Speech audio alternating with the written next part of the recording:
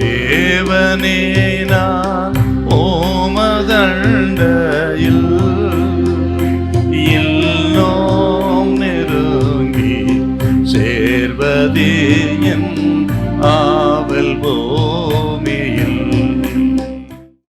எபேசியர் 1:3 நம்முடைய கர்த்தராகிய இயேசு கிறிஸ்துவின் பிதாவாகிய தேவனுக்கு ஸ்தோத்திரம். அவர் கிறிஸ்துவுக்குள் உன்னதங்களிலே ஆவிக்குரிய சகல ஆசீர்வாதத்தினாலும் நம்மை ஆசீர்வதித்திருக்கிறார். உன்னதங்களின் சகல ஆசீர்வாதங்களினாலும் நம்மை ஆசீர்வதித்திருக்கிறார். ஆசீர்வதிப்பார் இல்ல, உன்னதத்தின் ஆசீர்வாதம். அதுதாங்க ஆவிக்குரிய ஆசீர்வாதம். ஆக இந்த ஆவிக்குரிய ஆசீர்வாதங்களை தான் முதன்மைப்படுத்தணும். அதை கொடுத்த ஆண்டவருக்கு ஸ்தோத்திரம் பண்ணணும். நம்ம பொதுவா பெரும்பாலும் இந்த மெட்டீரியல் பிளெஸிங், அது உலக பிரகார ஆசீர்வாதம், பொருளாதார இதைத்தான் மேன்மைப்படுத்துகிறோம், முதன்மைப்படுத்துகிறோம். இதை கொடுத்தால் கர்த்தருக்கு ஸ்தோத்திரங்கிறோம். ஆகவே நம்ம எல்லாம் முதன்மைப்படுத்துவது பொருளாதார ஆசீர்வாதம் தான். ஆனால் இந்த பொருளாதார ஆசீர்வாதத்தை காட்டிலும் ஆவிக்குரிய ஆசீர்வாதம் தான் எவ்வளவோ மேலானது. ஏதோ கர்த்தர் வீடு கொடுத்தாரு, வாசல் கொடுத்தா, அது கொடுத்த தோத்திரம் இல்ல. எதுங்க நமக்கு முக்கியமான ஆசீர்வாதம்? எந்த ஆசீர்வாதத்தை முதன்படுத்தும்? எது ஆண்டவருக்கு பெரிய? ஏதோ உலகத்தார போல வாழ்ந்து உலக பொருளுக்காக வாழ்ந்து மடிவதெல்லாம் நமது அழைப்பு. ஆக உன்னதங்களின் சகல ஆசீர்வாதங்கள், இந்த உன்னதத்தின் ஆசீர்வாதங்கிறத திரும்ப திரும்ப சொல்லுவாருங்க பரிசுத்த பவுலடிகள். இங்க சொல்றாரு பாருங்க, ஆசீர்வதித்திருக்கிறார், ஆசீர்வதிச்சிட்டார் நம்ம.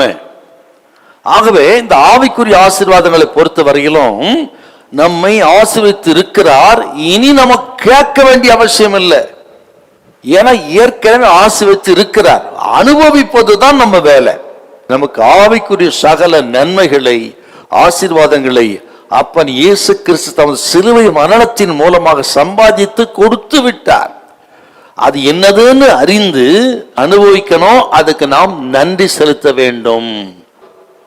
அப்பன் இயேசு சொன்னார், முதலாவது தேவனுடைய ராஜ்யத்தின் நீதியும் தேடுங்கள், பிறகு இவைகளெல்லாம் கொடுக்க. முதல்ல ஆவிக்குரிய தேவனுடைய ராஜ்யம் என்று சொன்னால் ஆவிக்குரிய ஆசீர்வாதத்துக்கு முதலிடம் கொடுங்க. பிறகு அஞ்ஞானிகள் நாடி தேடுகிற இந்த உலக ஆசீர்வாதத்தை அவர் கொடுப்பாருங்க. அப்போ பிரதானம் எது? ஆவிக்குரிய ஆசீர்வாதம். இன்னும் சொல்லுகிறேன், நமது அப்பன் இயேசுவே நமக்கு ஆசீர்வாதம். அவர் தாங்க நமக்கு ஆசீர்வாதம். அவர் நமக்குள்ள இருக்கிறாரா? உங்க வீட்டுல இருக்கிறாரா? இருதயத்தில் இருக்கிறாரா? யோசிங்க. அவர் இருந்தா எல்லாம் நமக்கு கிடைக்கும். அவர் இருந்தா அத போல ஆசீர்வாதம் உலகத்தில் உள்ள அவரே ஆசீர்வாதம். ரோமர் 8:32 பவுல் சொல்லுவாரு, இயேசுவை நமக்காக கொடுத்தவர் மற்ற எல்லாவற்றையும் நமக்கு அருளாது இருப்பது எப்படி? அப்ப இயேசுவே நமக்கு பிரதானம். இயேசு கொடுக்கிற ஆவிக்குரிய ஆசீர்வாதங்களே பிரதானம். பிறகு அதை தேடுங்க. இந்த உலக ஆசீர்வாதத்தை கர்த்த அந்தந்த காலத்துல நேர்த்திய தருவார். அவர் நம்மோடு இருப்பாரானால், உங்க வீட்டுல இருப்பாரானால், உள்ளத்தில் இருப்பார். கேட்கிற சகோதரனை சகோதரிய, இயேசு உன்னோடு உன் வீட்டில் இருப்பாரானால் சகலவற்றை உனக்கு கொடுப்பதிக நிச்சயம். அவருக்கு கீழே தன் அனைத்தும் இருக்கிறது.